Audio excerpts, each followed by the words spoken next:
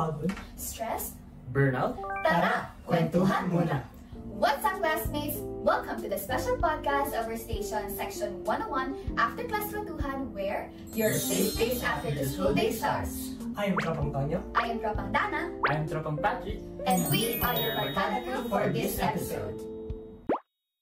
At ayun na nga mga katropa, and sa inyo mga classmates, ang ating main topic for today's episode is stress. Especially yung stress na nararanasan ng teenagers and students just like us in today's generation. So, kayo, mga katropa, kung tatanungin ko kayo, ano nga ba para sa inyo yung stress? Or how would you guys define stress? Ikaw muna, Tropang Patrick. Baka may idea ka dyan. Well, for me, stress, ito yung response ng isip or ng katawan natin when we're facing a challenge or when we're facing a time in our life na mahirap talaga. So, kapag nape-pressure tayo or kapag may mga na-encounter tayong mga problema, dun for me, mas nararamdaman ko talaga na stressed ako or malungkot ako or kung ano man yun. Ikaw naman, Tropang Tonyo, ano para sa iyo stress?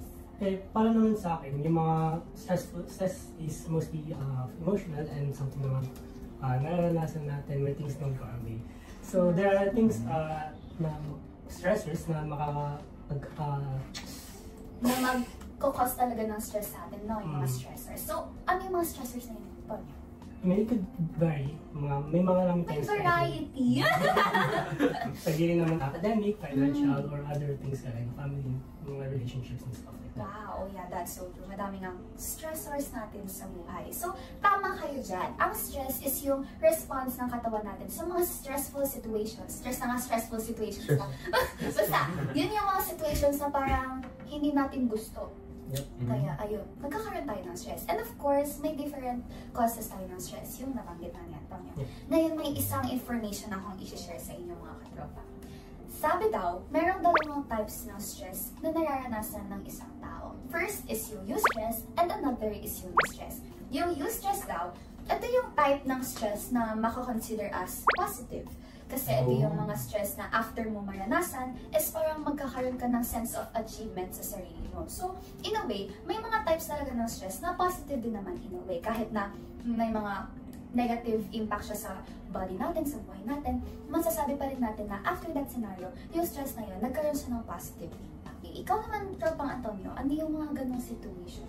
Eustress? I mean, pag kumari, 12 alauna na ang umaga. Grabe naman sa alauna. Di mo pa nagagawa yung essay. Tapos kailangan na ipasa today. Yung mga useless na yun yung magpapadrive sa akin para gumawa talaga. So parang kapag na-accomplish mo na yan, okay, tapos na, ganon. Okay, agree. Tama. Especially sa ating mga crammer din ba kayo? Ay, syempre, kaya nalagok na sa stress eh.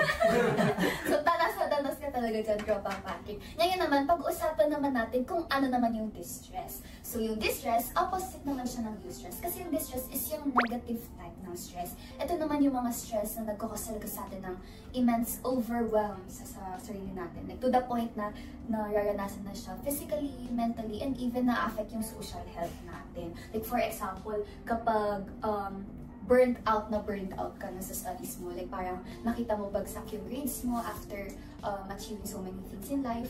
Parang pag nakita mo yung grades mo na hindi na just like before, nakaka-affect talaga siya sa mental. Tapos parang gusto mo na rin yung i-isolate yung sarili. Ngayon, baka may gusto pa kayong i-share about stress?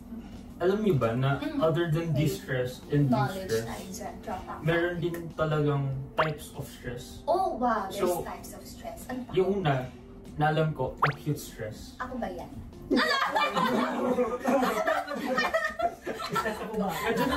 Acute stress ako. Yung acute stress, ayun yung parang panandalian na stress. Or yung stress na hindi siya tumatagal. So, kunwari na-experience mo lang siya for a few hours, then, similar to eustress, kapag naano mo na siya, na dumaan na yung, or lumipas na yung situation na yun, wala na siya. So saglitan lang talaga siya. Types ng stress. Siya. Yan ba yung kagaya ng example ni Antonio kanina, mako-consider na acute stress yung parang nasa-stress ka, nakasi-quiz na, tapos parang hindi ka pa nag-review, tapos biglang sabi ng teacher niya, ay, hindi na pala tuloy. Acute stress. Ayun, di ba naging Okay, ano pa ba yung mga types ng stress na alam niyo? ito pa, chronic stress. Wow, Kung meron namang may claim of panandalian, meron din mahabang stress. long-term relationship with stress. Ano, toxic Toxic relationship ba yan? Chronic stress. I mean, besides sa mga naranasan ng stress for long periods of time, pwede rin naranasan ng katawan natin. I mean, it could be problem sa heart, hindi sa paibig, pero actual sa heart talaga. Cardiovascular. And yung mga sa other parts, like yung katawan natin. So yung chronic stress, mas malala naman siya kasi mas matagal din yung impact niya sa buhay ng tao.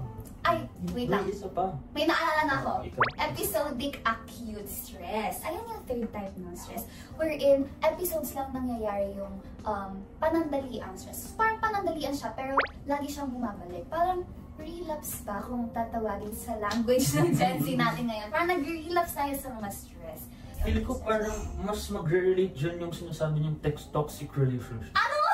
Oo, kasi instead of chronic stress, kasi sa toxic relationships, minsan nagsasaya-saya kayo, tas may time na mag-aaway. may mga time na nag-aaway-aaway kayo. Tapos babalik ka pa rin. Oo. Okay, so sa mga nasa toxic relationship na viewers natin dyan, baka nakakaranas mo ka ng episodic acute stress. Ano naman yung causes of stress sa inyo? Ayan, gusto ko yan. Okay, so sa akin, mostly academic talaga. Related sa academics yung causes ng stress ko. Like parang I have to keep up the good grades, high grades, na parang kahit pagod na ako, kailangan ipupush ko pa din kasi kailangan, gusto kong makakuha ng high score. Tapos, stress din yung mga different situations na go out sa hand ko. Like, kunwari, pag tambak na, tapos sabay-sabay sila. Like, hindi ko na alam paano kontrolin. Especially na... I relate ako yan. Especially na hindi lang ako student talaga. Member din ako ng organization. So, mas marami talagang workloads na parang mas madami din yung causes ng stress ko. Kayo, ano bang usual causes ng stress? Mostly sa akin, financial stress. Lalo na sa mga ambagan. Relate din ako. Sabi ng bagay, mga baon, transportation, lahat yun, makakaranas ng financial stress. Especially na rin sa pamilya namin na yung tatay ko hindi na masyadong makakapag-provide sa amin. So mostly, kailangan namin magtitid. You know? Well, for me naman, another causes of stress, other than yung mga mabibigat or malalalim na causes of stress, may mga causes of stress din talaga na, alam mo yung hindi naman ganun kabigat, I mean yung medyo mababaw lang, pero nakaka-stress talaga siya. Ano ba yung example niya? Bakit ka nasa-stress? Kunwari, kasi kilala niyo naman ata ako, lagi akong late. So pag gumigising ako tapos napapansin, nakikita ko yung oras, hala, alas 6 na. Doon ako nai-stress. Ako din. Kapag di nag-ring yung alarm, kasi lang makikita mo, first subject na in 5 minutes, na parang bang dyan lang ang bagay. O kaya talaga kapag nagising ka, tapos in-off mo yung phone ko, 5 more minutes. Tapos nagising mo, 8:08 late ka na talaga. Tapos eto pa, may dadagdag din ako. Parang relevant kasi talaga sa situation natin ngayon. Yung mga societal issues, nakakadagdag din talaga siya sa stress ng mga tao. Especially sa ating mga teenagers na mas mulat na sa reality na meron tayo. Na parang normal citizen ka na nga lang na gusto ng good governance, tapos naapektuhan ka pa ng bad decisions ng government natin. So, nakaka-stress talaga considering na walang nagtitake ng action, and then wala din naman tayo masyadong power. Pero hopefully, in the next years, gamitin natin yung power natin as a citizen to change. Ang naman natin. Kung meron namang cause, ano naman kaya ang effect ng stress para sa inyo? Oh, ayan. I like that topic. Effects. Ano nga ba yung mga effects natin? Ako muna. Sige. Kasi, ayan talaga yung malalasahan talaga. Lagi ka kasi stress. Lagi ka talaga Relate ka talaga. Napapansin niyo ba sa school, kapag kasi talaga stress ako, or kulang ako sa tulog, or gutom ako, isa talaga sa mga napapansin ko na apekto sa akin ng stress is more on physical. Okay. Lagi akong naduduwal, or lagi akong masakit yung katawan ko, or pagod na pagod ako. And also, mentally naman, parang mas kailangan ng katawan and ng isip ko ng tulog. Parang nagde-demand siya sa akin ng tulog at ng pahinga. And ayun nga, parang masakit yung ulo ko, yung mata ko, and ayun, parang parang binugbog na talaga ako ng stress. Na parang ikaw yung bunot ng stress Oo, ganun every day. Totally agree. Kasi ganyan din ako. Like, parang uuwi ako sa bahay, pagod na pagod. Tapos gigising ako, pagod na pagod pa rin na parang hindi ako nakatulog. Well, totoo naman kasi yung effects talaga sa akin ng stress, kulang sa tulog or no tulog at all. Feel ko relate kayo dyan, especially pag tambak na tambak. Parang kailangan matapos, tapos wala nang time matulog. Tapos pagpasok natin, super pagod na pagod tayo to even socialize with other people. Tapos minsan may times pa na pumitintig yung sentido ko. Hindi ko alam kung stress pa ba yun o may problema na. Baka sa chronic na yun. May chronic stress na talaga ako. Tapos aside from that, may mga times na talaga na super stress ako, naapektuhan yung tao sa paligid ko in terms with my emotions. Parang mas nagiging irritable ako. So minsan, may mga taong nabubuntunan ko ng stress ko or yung negative emotions na nararamdaman ko. Minsan, natatarayan ko iba and may times pa talaga na nasisigawan ko. Which I know is not good, pero hindi ko talaga siya makontrol kasi yun yung effects ng stress sa akin. Ikaw, Anton, ano naman yun sa'yo? I mean, sa effects naman ng stress, effects ng stress, wala akong maisip. I mean, pag na-stress ka, nagpapanik ka, kung ano naman iniisip mo, nag-overthink. Oh, yeah. Nag-overthink mo. So, kung ano na lang iniisip mo, baka may mga bagay na hindi mo dapat ginawa. So parang may mga bad decisions ka na pagsisisihan mo after kasi na-cloud ng stress yung utak mo to make a decision. So yeah, that's so... But regrets mo. Oo. So grabe din talaga yung effects ng stress sa atin. Tapos yung outcome naman yun, nakaka-stress din. Oo! Gusto ko tayo sa Nasa loop lang stress. siya. Since maraming ang effects of stress sa atin, so ano namang ginagawa niyo to cope with it? Kasi ako, ang coping mechanisms ko talaga is mag-exercise. Wow! Gym rat. Gym rat, athlete. Ayun nga, parang, Yes naman. alam mo yung even after ng classes, pupunta akong gym, or mag-exercise ako sa bahay, home gym. And ayun din yung actually yung reason why nagpabili ako ng boxing bag sa amin. So that whenever na stressed ako, hindi lang for training, parang mabubuhos ko yung negative emotions ko doon.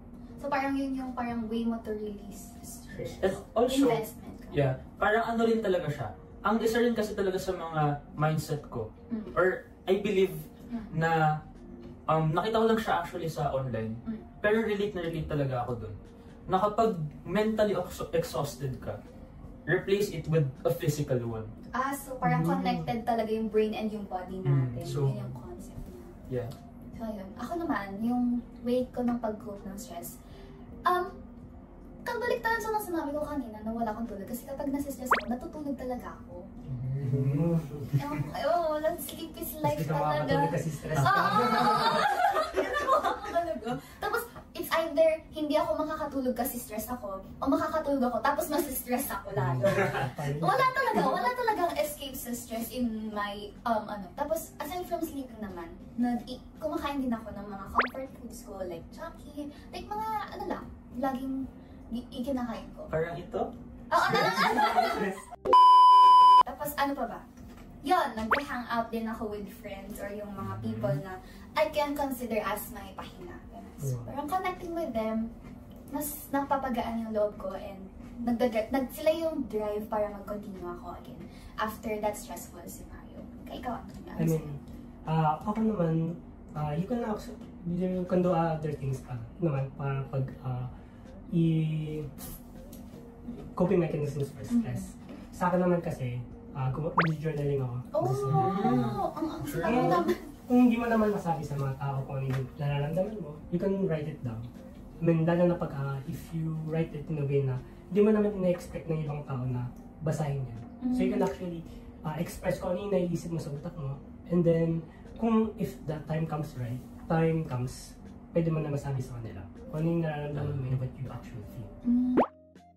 Dahil dyan, since stress yung usapan natin, mayroon akong na-interview actually last time about stress na makakatulong sa atin to understand stress better, kung ano nga ba talaga yung stress, aside from those na na-mention natin, yung causes ng stress and yung effects ng stress, and even some piece of advices na pwede natin magamit, especially that marami talaga tayong stories about stress. So, ayan, let's watch the interview. Hello everyone, I am your host Adana Cardosala, and for today's session, we are joined by someone who can enlighten us about stress, its causes, effects, and some piece of advices on how to manage it properly. Here in our Kwentuhan session, please welcome our very special guest, Miss Crystal. So hi ma'am, welcome po to our podcast special here in section 101, After Class Kwentuhan. And to start, may we ask you to kindly introduce yourself and tell us a little something about you. So, hi guys, I'm Crystal Joy Morveñas, a psychology graduate at Isabela State University last July 2025. So, ayan. So, for our interview today, we'll be asking you to help us and our viewers better understand the stress that many teenagers experience nowadays through our prepared interview questions. Ready na po ba kayo, ate? So, starting off with our first question, as someone who graduated in the field of psychology, can you enlighten us on what stress really is? So, based on my studies, stress is a psychological reaction sa mga challenges or mga pagsubok sa buhay natin. And there's three kinds of stress. First one is the acute, second one is the chronic, and lastly, the episodic. Acute is a short-time period ng stress like sa deadlines, sa traffic, and yung parang ito ngayon, na-stress na. Next is the chronic, which is a long period of time na stress ka. Parang it's more a week or a month nagtatagal.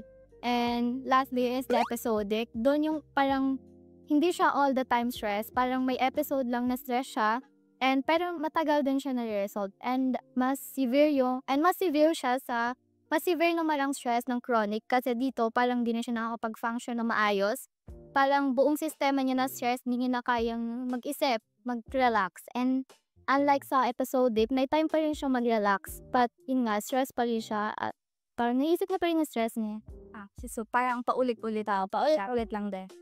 So ayun, parang na-lesson din po ata sa amin yung teacher namin. And it's true po talaga na maraming types of stress na nararanasan ng students nowadays. And maybe our viewers here experiences different kinds of stress then in their daily lives or even in their whole lives na tinatawag nga po nating chronic stress. Moving on to our second question, based on your observations or studies conducted, what are the most common causes of stress among students and what are its effects on them? So, based on my observation and experience, has naging estudyante rin naman ako, is the academic performance. Kailangan mataas yung grade mo, kailangan top ka, and also the expectation and comparison na sa society, like yung magulang mo, kino-compare ka sa ibang anak, yung anak ni ganyan, magaling sa ganyan, and also the responsibility. Siyempre, hindi lang naman academic yung responsibility, may responsibility ka din sa bahay.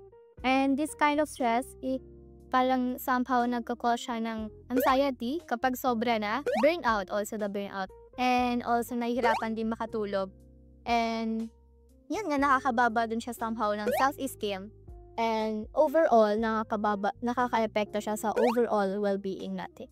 So, it's sad to see na madami talagang causes ng stress sa students, hindi lang sarili nila, but also yung society and even their family members. And marami rin siyang effects, both physical and sa mental. So, ayun. Moving on to the third question, what are the usual signs or warning indicators of excessive stress, especially among students and teenagers? So, pag pag intense na yung stress ng isang tao, usually nagbabago sa kanya is yung ugali niya. Kunyari, masayahin siya, productive siya. Pag nandun na yung stress, magiging baliktad na. Parang hindi mo na siya makakausap, parang wala na siyang gana, gumalaw-galaw.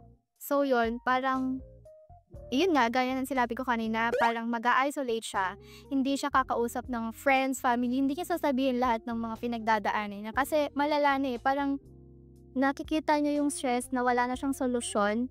And parang ang gagawin niya lang is, tatanggapin niya na lang, sarilihin niya na lang para hindi na siya mag-cause or mas pakatulot din ng stress sa ibang tao. So, grabe din pala talaga yung effects ng stress sa iba. Lalo na kapag matindi na yung stress, nababago niya yung tao. Moving on na po to our fourth question, how does stress impact a person's mental and physical health over time when it's not properly managed or acknowledged? If stress are not properly managed or acknowledged, it impacts our mental health negatively, also the physical. Sa mental health, usually nagkakos siya ng long period na ng stress. It causes anxiety and depression, also the burnout. And sa physical naman, syempre yung mawalan ka ng gana. So, yung immune system mo bababa, madali kang magkasakit, and also yung parang pwede rin siya somehow mag-cause ng sakit sa puso kasi syempre ang bigat sa loob. So, yun nga. So, madami pala talagang effects yung stress, both physical and mental. Now, for the 5th question, as advice to students who commonly deal with stress, what positive psychological techniques, coping mechanisms, or therapies are most effective in managing it? During my college, ang tinuro talaga sa amin is the deep breathing exercise. So, the inhale and exhale, yun talaga nakakakalma siya ng utak, and also the physical, nakakalma na yung puso, yung heart rate, like that. And also, time management. Kailangan din talaga natin ng time management. Parang uunahin mo, check mo yung mga pinaka-importante kong gawin. And also, if ma-stress ka, you should open or share sa someone na kahit alam mong makakatulong sa'yo. Ayun. So, kailangan, itatry ko din nga po yung deep breathing technique natin na yan. And to our students here, alam niyo na, iwasan na natin yung cramming and practice time management as said by Ate Cristel. For our 6th question, how important is self-care in preventing burnout and managing stress? So, self-care is very important for us to have, especially it somehow become our recharge sa mga problema and mga stress. And hindi lang siya importante, kailangan din talaga natin siyang ginagawa, necessity kumbaga. Kasi if we have self-care, we can enlighten our energy, parang maging positive, and also improve our self-esteem na din. So parang to have a better life, kailangan talaga natin i-manage ng maayos yung mga stress na nararanasan natin. So yeah. Now, for our last question na po, what advice or message can you give our viewers about valuing their mental health and taking good care of it? So, gaya nga lang sabi ng lahat, mental health has importance sa physical health. Normal lang ma-stress, normal lang magkaroon ng problema, pero ang hindi normal is yung hindi mo siya i-acknowledge or hindi mo siya gawa ng solusyon kasi dun ka mas mahihirapan. At kailangan natin at dapat huwag tayong mahiyang humingi ng tulong or support sa mga tao sa paligid natin. So, ayan, hindi lang tayo, pero pwede din talaga tayong kumuha ng help from those around us. Yeah. So, yan, that ends our interview for today. Thank you so much, Ate Cristel, for sharing your insights and reminders with us today. I'm sure our listeners learned a lot about understanding and managing stress better. So, yan, thank you, Ate Cristel, for participating in this interview. Ayan, para mawala yung stress nating lahat, just like yung advice ni Ate Christine. So, ano nga ba yung mga nakuha niyo sa interview niya with her? Interview ko with her. Ikaw muna. One thing I can say about sa interview niya is that I think it's relatable. Because personally, yung mga pinag-usapan naman ni ate, which is yung mga kadamit mo, para sa mga other people, and mga other things na mag-work tayo sa stress. Yun din yung mga nararanasan mo. Yeah. Same thing with me. Ikaw naman pa, anong reaction natin sa interview? Well, for me, very eye-opening talaga siya sa akin. Kasi, naano mo talaga, na-realize mo na not only us, but also a lot of people around us experience stress. Kaya maybe kapag may napansin mo na irritable yung tao, there's probably a reason for that, and he or she is probably stressed.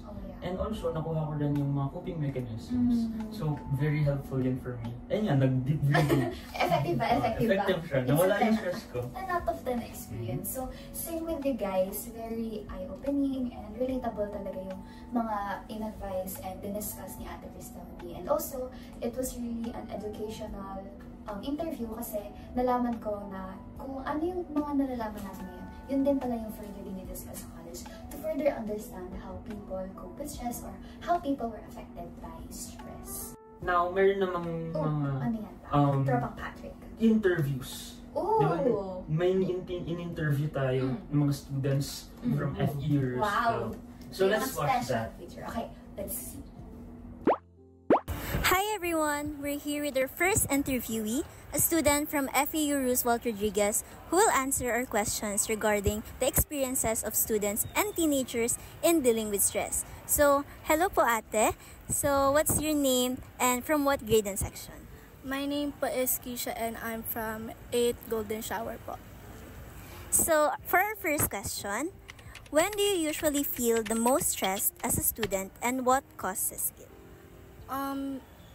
Usually this is the time where malapit na po yung exam and marami na pong pinapasang requirements and completion, performance tasks. So that's usually when I feel more stress. Siguro po that's where na parang bumibuild up na din yung stress. So, how does that stress affect you personally? For me, I feel more panic and irritable. Tapos, I forget things easily because po I am stressed. Mostly fina-focus ko lang is one thing to another. So, minsan di ko na po mamamalayan yung mga ibang activities or requirements. Ganun po. So, last question. What are the things you do to help yourself feel better or calm down when you're really stressed? Usually, tinutulog ko na lang actually. Or kinakausap ko na lang yung mga kaibigan ko. Or nag-scroll na lang ako ng TikTok para hindi ko na lang masyadong isipin. Or at least I take a break from the things I'm doing para hindi ako ma-overwhelm. Ganun po. Ayun. So, thank you so much for your participation. And as a token of thank you, here's a Kit Kat for you. Thank you po. Hi guys, I'm Leleba. I'm here with Clyde Marcelo. So, tatanungin natin siya ng mga questions. Question number 1. When do you usually feel the most stress as a student and what causes it? Nasa-stress po pag marami pong deadline and yung pressure po nasa akin po. Okay, thank you. Next question. How does the stress affect you personally? Di po ako makagalaw, nade-depress po ako, parang nasa higaan lang po ako whole day. Okay, last question, Mr. Clyde. What are the things you do to help yourself feel better or calm down when you're really stressed? Drink water and relax, listen to music. Okay, thank you, Clyde. Thank you. Thank you. Good day everyone. I'm Maya Shujave Angeles Lanot and I'm with Sofia Beltran of grade 12 STEM E. For our first question po for you, when do you usually feel the most stress as a student and what causes it? As a student, especially lately, mostly nasa-stress ako kapag sobrang dami ng workloads ko and kapag hindi ko na ma-manage ng maayos yung time ko. Mostly kasi hindi nag-a-align yung schedule ko dito kasi matagal akong nandito sa school and then pagdating ko sa bahay, kailangan ko pa rin ituloy yung mga ginagawa ko dito sa school. But also, other than that, may club activities din ako and also, marami pa akong other extracurricular activities na kailangang asikasuhin. Thank you po for answering. For our next question po, how does stress affect you personally? For me, nagiging mas pagod ako. And I feel like kahit ilang beses akong matulog or ilang beses akong magpahinga, nandun pa rin yung pagod and hindi talaga siya natatanggal totally. Na kahit gaano katagal yung tulog ko, paggising ko, I still feel na parang exhausted pa rin ako. Thank you po. For our last question po, what are the things you do to help yourself feel better or calm down when you're really stressed? What I do is, ginagawa ko yung mga hobbies ko talaga. Minsan naman, if mas gusto ko na lumabas kasama mga kaibigan ko or manood ng movies, makinig ng music, magbasa, matulog ng matulog and or kumain. Thank you so much, Ma'am Sofia. Thank you po. Hello guys! Today we're going to interview a student about a stress-related topic. But before we start, may I know your name, grade level, and section? Hello po, my name is Deidre P. Samarista and I am from 12 STEM F. Now, let's proceed to the questions. First, when do you usually feel the most stress as a student and what causes it? As a student, I really experience different kinds of stress, but most specifically, it is academic stress because as a student, we have different kinds of responsibilities, deadlines, and workloads that we must submit within the deadline po. How does that stress affect you personally? Stress affect me personally po when it comes with time management. Kasi we have different kinds of workloads, activities po. Minsan naruruin niya yung sleeping schedule ko and also yung eating habit ko po. Kasi once I become stressed po or once I experience stress, parang nawawala na ako ng ganang kumain and actually na-tempt yung anger issues ko since yun nga po, yung mga different kinds of workloads na na-accomplish ko po or nakukuha ko is really not that easy to accomplish it within the deadline. And for our last question, what are things you do to help yourself feel better or calm down when you're really stressed? As a stressed person, nahihirapan talaga ako maghanap ng solution para ma-fix yon or para matanggal yung stress ko within myself. But totally na ginagawa ko is like I bond with my friends. Also, inaaya ko sila na kumain outside or anywhere we want since minsan talaga once a student is experiencing different kinds of stress, especially chronic stress or yung long-term stress na na-experience natin, kailangan talaga niya ng support and motivation for everyday po. Ayan, thank you so much for sharing your experience and insights. As a token of appreciation, may Milo ka. Thank you po! Now, super relatable talaga nun. Actually, kasi especially for us, na students din tayo, grade 12, super raming workloads and such, nakaka-relate din talaga tayo doon. And, yeah. Tapos, pare-parehas lang din pala tayo ng nararanasan. Then, kahit anong grade level, although mostly grade 12 yung na-interview, kahit anong grade level, madami din pala talagang na-experience na stress sa mga workloads na binibigay. Mas relatable din siya kasi knowing na lahat tayo in the same school. So, now, parang naman tayo, pumunta naman tayo sa mga something more different. Instead of professional or other students, pumunta naman tayo sa individual, that is mentally diagnosed talaga, na merong special needs and is someone that struggles with something na hindi natin madalas nararanasan. So, tingnan natin. Hi everyone, I'll be your host for today's episode, John Nicolas Manayam, and joining us is someone who will give us a deeper look into what it's like living with a mental disorder, the everyday experiences, the challenges, and how they manage to stay on track despite it all. Here in our Kwentuhan session, let's all welcome our very special guest, Mr. Angelo Abad. Good afternoon po, Sir Abad. Glad you could join us here in Section 101 after class Kwentuhan. To start things off po, could you please introduce yourself and share a bit more about who you are? Well, I'm Angelo Abad. Everybody calls me Jello. Everybody knows I used to be a student in FE Roosevelt. I was the former president of Taekwondo Club 2024-2025. The story about my ADHD is nag-start ito since nung nag-start ako mag-aral. Kasi dati nung before mag-aral, isa akong mahihain bata eh. Nagsimula ako mag-aral parang na ako. Lagi nakakatanggap ng bad reports yung magulang ko na ganito daw behavior ko, ganun-ganun. Noong una, yung parents ko, naisip nila baka impluensya ng barkada.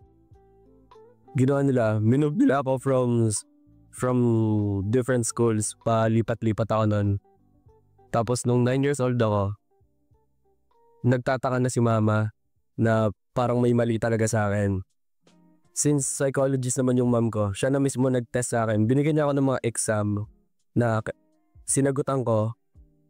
Yung exam na yun yung nagpakita ng resulta na diagnose ka ako na ADHD. Thanks you po. So for today's discussion po, we'll be asking you a few questions to help us and our listeners understand more about ADHD, how it affects daily life and studies, and how students can handle stress in healthier ways. Starting with our first question po, can you share what your daily life is like while living with ADHD po? Well, dati sa akin mahirap. Kasi having an ADHD, parang sobrang lawak ng attention mo kung saan lumilipad. Unlike autism, kasi ang autism, pag interesan sila sa isang bagay, doon lang sila nakafocus. Kunwari, school. Focus lang talaga sila sa school, wala silang ibang inaatupag. Yung ADHD, Tatry ko mag-focus sa ganitong bagay. Tapos mapalingon lang ako, I find something new interesting, doon ako nakafocus. Second question po. What situations or tasks usually cause you stress po? Yun ay pag gumagawa ako ng schoolworks. Kaya madalas hindi ko to nagagawa. Kasi yun nga, naging distracted ako. Pagbukas ko ng phone, ito example. Pagbukas ko ng phone para maghanap ng reviewer, pag-swipe ko, mapapadaan ako sa app ko na laro, nakakalimutan ko na nagre-review pala ako. Example lang yun. Ito, madalas na nangyari sa iba't ibang tao. Siyempre, marami makaka-relate. Pero, we're talking about something deeper. Ito yung behavior na to, uncontrollable para sa amin. Hindi to pwede, hindi to napipigilan. Isa rin sa, kunwari, sobrang saya kami, sobrang hype kami. Uncontrollable na yung behavior namin nun. Hindi mo na kami masasaway, ganun. Pag ay sobrang kulit na namin, hindi na kami masaway. Pero yung sagot sa tanong, yun ang nagpapastress sa akin. Ang nakakapampastress sa akin is, yun nga, pag na-distract ako sa dapat gagawin ko tong importanteng bagay, pag nandun na, tapos hindi ko pala nagawa, yari ako, gahon na naman. Yun yung nakaka-stress para sa akin. Salamat po for sharing. So for the third question po, what are your common struggles as someone with ADHD and how do you cope with them? How do I cope with them? Yun nga, na-share ko nga yung problems ko having ADHD, and para makakope ako dito, usually nag-open na ako ng ilang apps na nakakapagpa-focus sa akin. Minsan, pagkasama ko yung kapatid ko, siya yung sumasaway sa akin, siya yung nagpapakalma sa akin na, oy, sumusobra na to, ganito, ganyan. Or minsan yung girlfriend ko. Yun lang. Salamat po. Do you think having ADHD affects your studies or the way you learn from? Dati oo. Hanggang sa last year, no, naging club president ako ng taekwondo.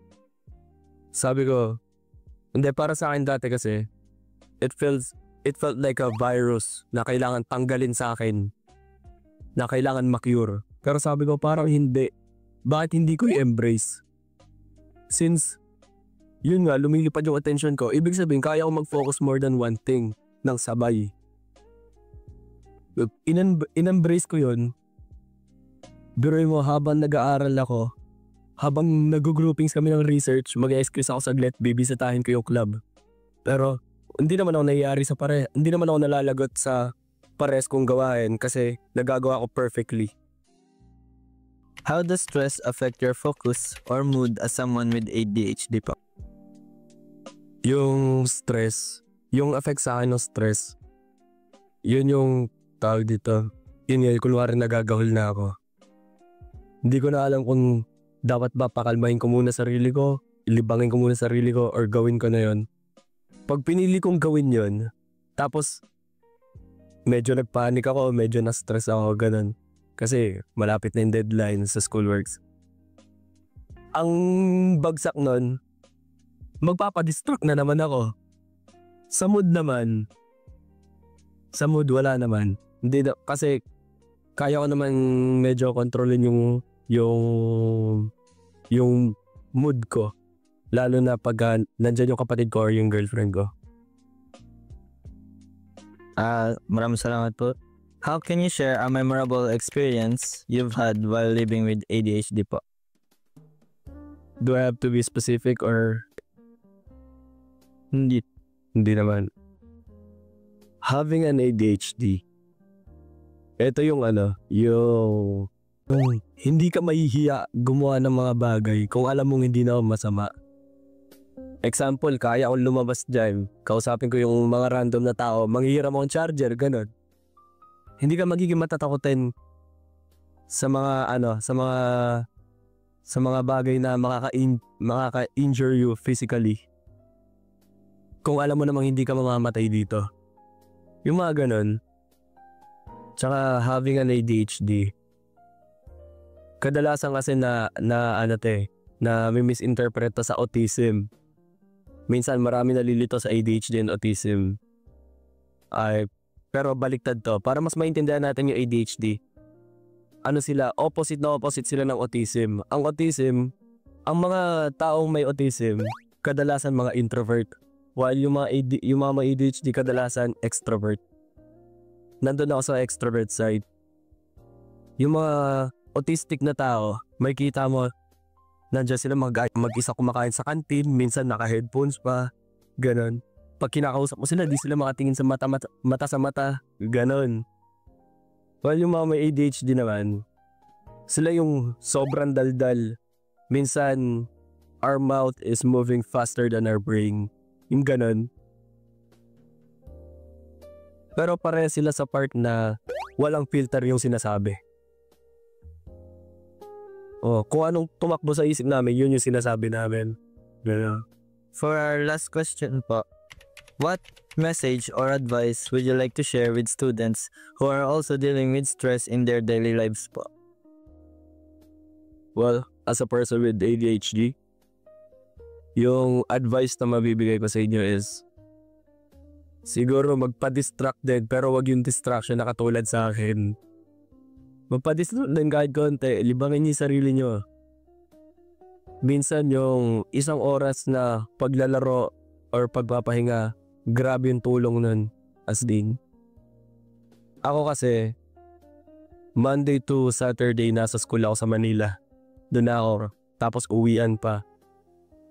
Ginagawa ko pag weekends, billiards lang or magbo-boxing ako sa gym. Ganun lang, for 1-2 hours, tapos masaya na ako doon. Para sa akin, panggal lahat ng stress ko na nagawa ko sa isang linggo.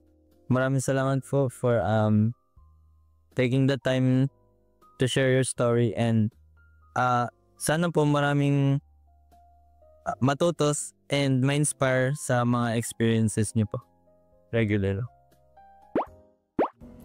So, after mapanood natin ang interview about sa mentally diagnosed person, kaya ni Kuya, we learned more about stuff, kaya also about ADHD. Kung ano yung mga nararanasan nila, kung ano yung nararamdaman nila about certain things. And we realized that at the end of the day, kahit hindi sila up to standard sa normal ng mga ibang tao, they're still human. So ano pa yung ba yung masasabi ko sa interview?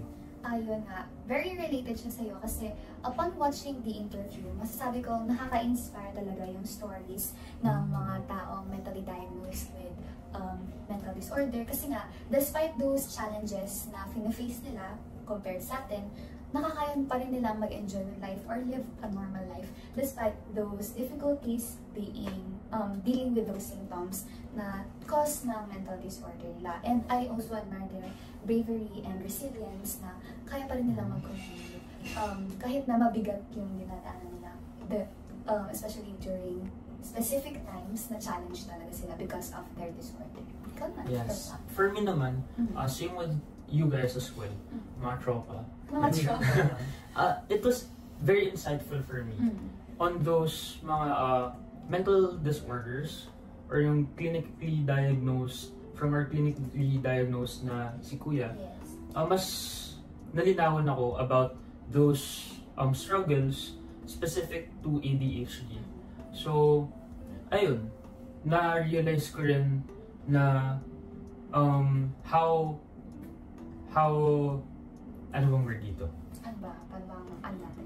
Parang, kasi, tayo diba? Yes. Lagi tayong stressed also. Pero may mga worse pa pala na experiences regarding stress. So, it helps me to realize kung paano siya nagpa-project. Yes, yung paano siya nagpa-project yung mga symptoms in lives ng mga people na diagnosed. So, yeah. Nakuha mo. At ayan, so time out na muna tayo sa mga interview and sharing. I mean, mag-share pa rin naman tayo, pero this time, with a twist. I brought here with me today a Jenga. Maglalaro tayo. Yan! So, okay. Tulungan niyo muna ako mag-setup para habang nag-setup tayo, explain yung mechanics ng Jenga. Okay, let's go. So, for this Jenga activity, of course, same pa din sa usual Jenga na nilalaro natin. Pero, yung mga Jenga blocks natin ay numbered na yun. And then, each number corresponds to a question na sasagutin natin later. So, bale, maglalaro pa rin tayo sa mechanics. Tapos, every time na may mabubulot tayong blocks, may number siyang nakalagay. And then, yung sa number na yun, sasagutin niyo yung question. And yung question is to be disseminated by our director here, na nandito siya ngayon. Say hi, Hannah! Ayan, say hi. Hi. Hindi ko gagalawin leg ka. Now, na-set up na natin yung Jenga natin. Medyo challenging kasi wiggly ang ating setup. Pero before tayo mag-start, syempre, dapat may punishment muna kung sino yung matatalo. Ano kayo sa tingin? Punishment? Oo, talaga. Ano, para mas stressor siya. Para maging stressor din. Hindi, para challenging, eustress ba? We're promoting eustress here. What if, malilibre na lang kung sino yung matatalo. Sige, basta, pagdasal niyo ko guys, sana malibre ako ng isa sa dalawang pa. Candy. Di talaga. Libre. Okay, maiba tayo na tayo. Sino kong natin? Sino pa? Iba. Una, ako. Second. This is scary. What if unang bunot ko talaga ako? Uy, talaga. I got number 19. Can I say 19. What's our question, Direk? Pinatawad mo na ba ang sarili mo? Ang bigat naman ng tanong. Siguro, masasabi ko naman yes. Kasi, I really had a point in my life na parang, I pushed myself too hard. Tapos parang ngayon, bumabawi na ako sa sarili ko sa mga nagawa ko nung time na yun. Na, literal na napush ko yung sarili ko na hindi ko nakalala yung sarili ko. And right now, I'm trying to explore things and do things na hindi ko nagawa noon para sa sarili ko. Kasi I was busy building myself for the satisfaction ng iba. Yeah. Miss you! So, next naman. Magibay mo ko. Scary. 6. Ano ang huling bagay na nagpabigat sa loob mo? Paano mo hinarap to? Huling bagay. So recent. Siguro, ito, hindi siya ganong kabigat. But, yung sa intrams. Yeah. Kasi actually, yung passion ko pa rin talaga, although, I can see na medyo nag-move on na ako from volleyball. Matagal na akong hindi pasok sa varsity. And, I've explored some other sports, and I fell in love with boxing as well. Pero yung heart ko pa rin talaga, never nawala yung passion ko with volleyball. So, considering na hindi ako nakahabol dun sa play in intrams, parang nanghihinayang ako. And in a way, habang pinapanood ko yung laban nila dun sa intrams, medyo mabigat for me. And, inano ko na lang siya. Inisip ko na lang na siguro I can still play yung mga plays sa bagay ng friends. And in that way, makapag-focus na lang ako in other things. And may upcoming competition as well in boxing. Sana mabalikan mo yung volleyball after the our varsity before. Next, Anthony, ka. Ang bigat naman ng mga tanong. Direk. Direk, di ata useless to Direk. Number 5 po. Number 5. Ano ang pinakamahirap na bagay na kailangan mong tanggapin sa sarili? Ano ang pinakamahirap na kailangan tanggapin sa sarili ko? I think yung pinakamahirap na bagay na tanggapin is that actually parang same lang kay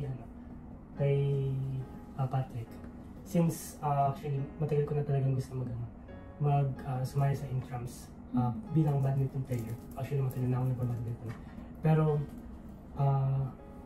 feel ko masyadong I think academics got in the way talaga sa mga things na gusto kong gawin. Actually sa taekwondo din. Naging player din ako doon, pero due to academics kailangan ko mag-drop out. So kailangan ko lang tanggapin na hindi na yung mababalikan. Sana makatingi yung sports in the future, guys. Pero sana maligyan niyo rin ako. Pero sana hindi ka muna matalo. Wait lang talaga, malilibre nyo talaga ako. 7. Paano mo pinaprioritize ang sarili mo araw-araw? Araw-araw? Honestly, hindi ko naman talaga napaprioritize ang sarili ko araw-araw. Pero, in cases, nag-allocate talaga ako ng at least a day for myself na ako lang, after all the stress and responsibilities na hinaharap ko, I give myself some time para pagbigyan yung sarili ko mag-enjoy. And I do that by watching yung movies. Literal, bed slump lang, nakahinga lang ako, tulog ako buong araw. Literal, natulog buong araw. Gigising ako, so natutulog ako ulit. Sa kain. Tapos, kung minsan nanonood ako ng series. Kaya, ayun, I suggest that, guys. Ayun talagang pang justified din sa pagiging Oo, me time ko yun. belly rot. I'm recharging myself for my sanity. Masisira kasi talaga ako pag wala akong me time. Yeah, go na. Next po. Di ba isang finger lang? Meron ba? Meron ba? Sige, wala na. Challenge natin na bigay siya. 24. 20. Anong words of encouragement ang sinasabi mo sa sarili mo kapag overwhelmed ka? Oh. Actually, hindi ko masyado in-encourage yung sarili ko. Pero whenever I'm overwhelmed, like monologues, siguro like, nakita ko kasi somewhere na kung ano yung naiisip ng isip mo, kung ano yung naiisip ng utak mo, ayun yung most likely na mangyayari. So, in some cases, you condition yourself to achieve the outcome that you want. And ayun yung, honestly, parang naging, basis ko for doing things. So, the more na I doubt myself, the more na errors would happen. Kaya ayun yung lagi kong tinatandaan. And siguro, hindi ako gentle sa sarili ko actually. Hindi ako gentle sa pag-encourage sa sarili ko. I just tell myself, nakakayanin mo yan or you'll suffer more later. Ganun. It is what it is and go with the flow. Go with the flow.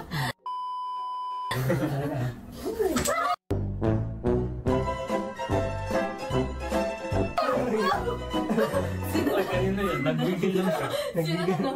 Sige, pagbigyan na natin sila. Let's reset. Let's reset. Okay, natin. 21. Ooh. Nagpanggap ka na bang masaya kahit hindi ka okay? Paano mo tayo narap? Oo. Scary! To be honest, actually, sa tingin ko it's pretty common. Totoo lang. Kasi minsan parang, ako kasi parang masaya ako if yung others around me is masaya rin. So as much as possible, gusto kong magpanggap na parang masaya kahit minsan medyo stressful na din. Parang nakakatulong na rin sa akin yun. Pero ano pa rin naman na parang if you try to bottle up yung emotions na yan, parang nagiging sobra na siya. And how I deal with it is parang minsan pag may space ako, kung ako na mag-isa, if may friend ako na pwede ko sabihin kung ano talagang what I actually feel, doon ko na linalabas. Yung pang parts na kung nagagalit ako, kung nalulungkot. So, yun. Paano mo nalaman na kailangan mo ng tulong pero natatakot ka lang humingi? Actually, hindi ako natatakot humingi ng tulong. Parang, it's a choice na wag humingi ng tulong. Kasi, what I fear more is yung thought na i-disregard nila yung feelings ko. Na parang, hindi magiging valid yung nararamdaman ko. I actually know kapag I reach my limit na. Most of the time kapag hindi na talaga ako nakakausap, tapos hindi ko na alam yung gagawin ko. And then, literal na I'm all over the place. Tapos, iba na yung actions na pinapakita ko sa ibang tao. So, kapag ganun, I take time to myself talaga. I want to resolve it ng sarili ko lang. Kasi ayoko makadami pa ng iba and ayoko madami ng iba or makadagdag pa sila sa iisipin ko. Medyo selfish pero it's my way of coping up with it. So, ayun lang. But it's still good naman to open up. Yeah. Kapag hindi naman na talaga kaya, I do have friends din naman talaga na pinagsasabihan ko. And I'm really thankful for them. I love you guys. 3. Scary. Lagay mo talaga. Oo, naulit na. What? Isa ka pa.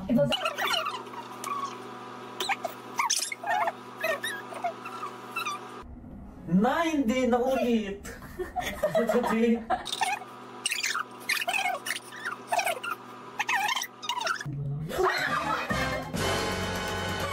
Naulit na naman.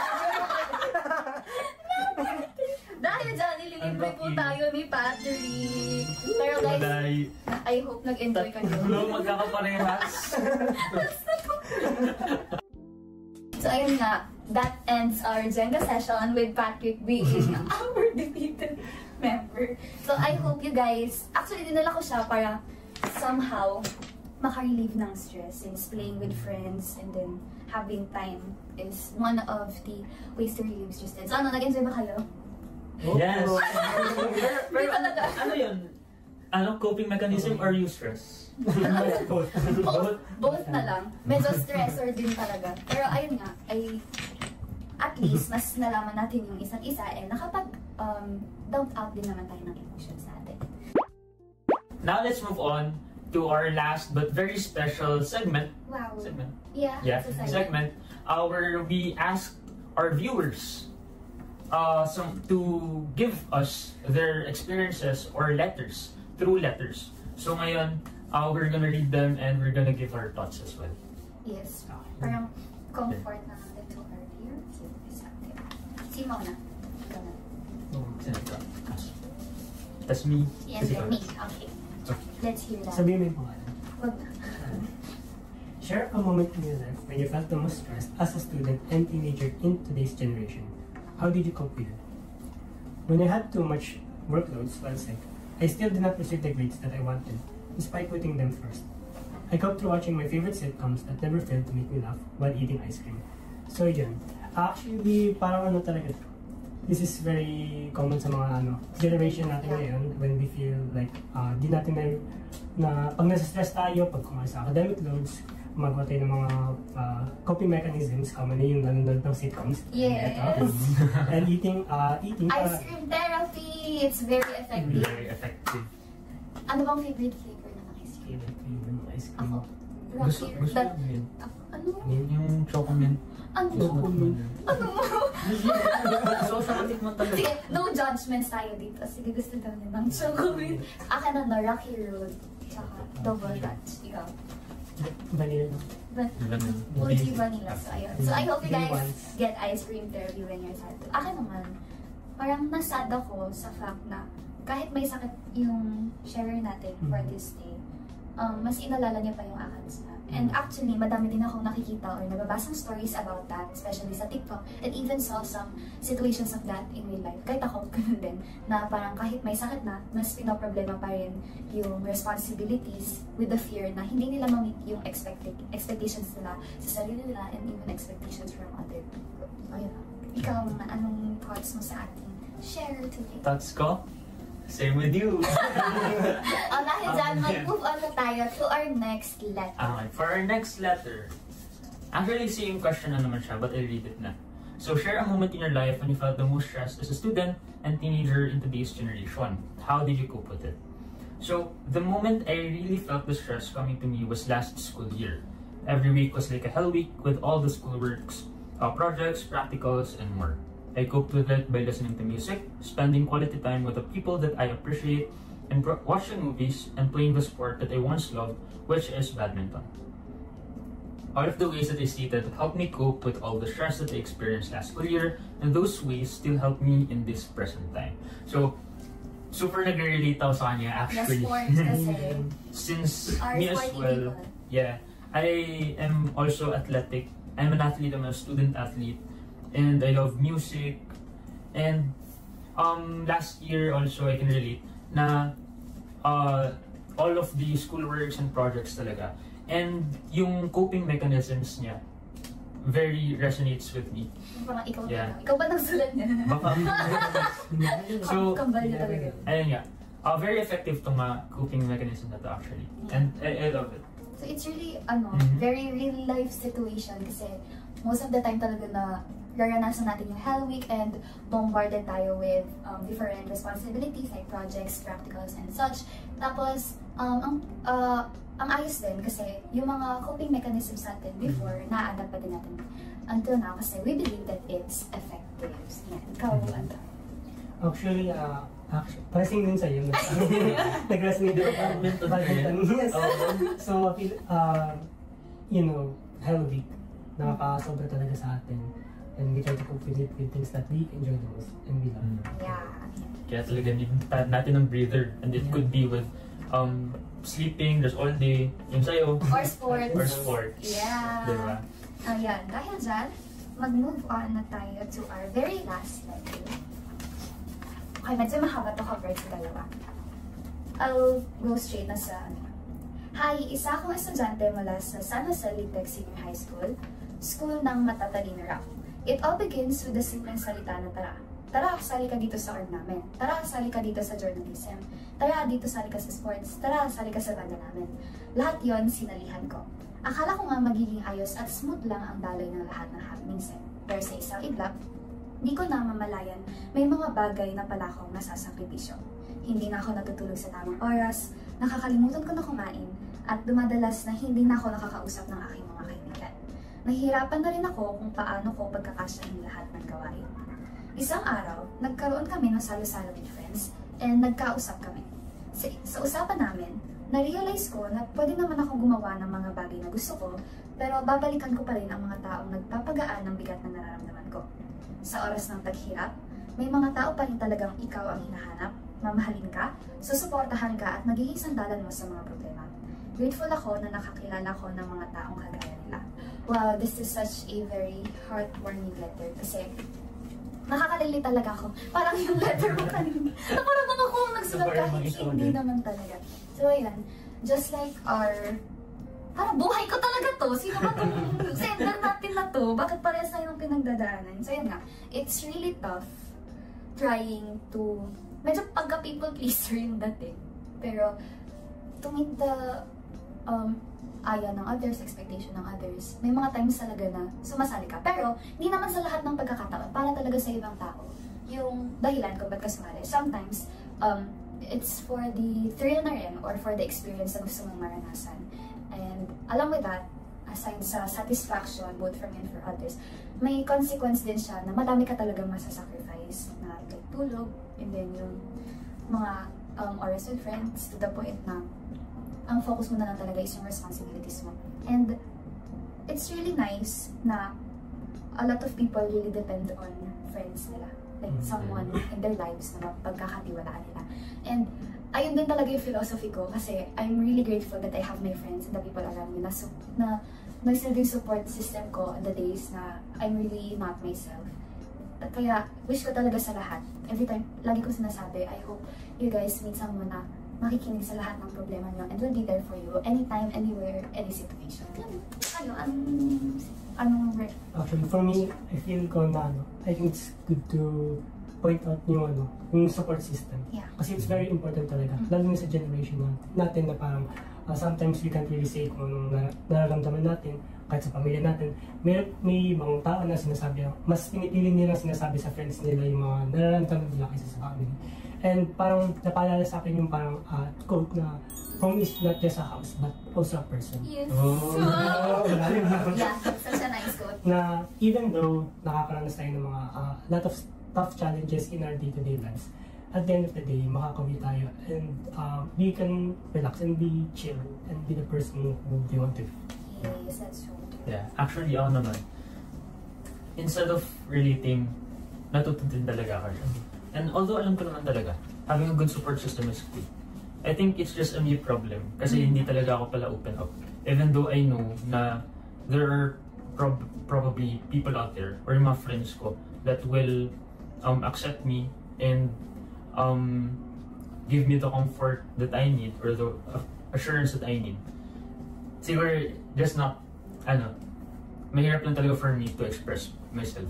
First, it is good to know na ayun nga, may mga tao pa rin talaga na pipiliing mahalin ka despite whatever you go through and kung ano mang maging effect nun sa'yo.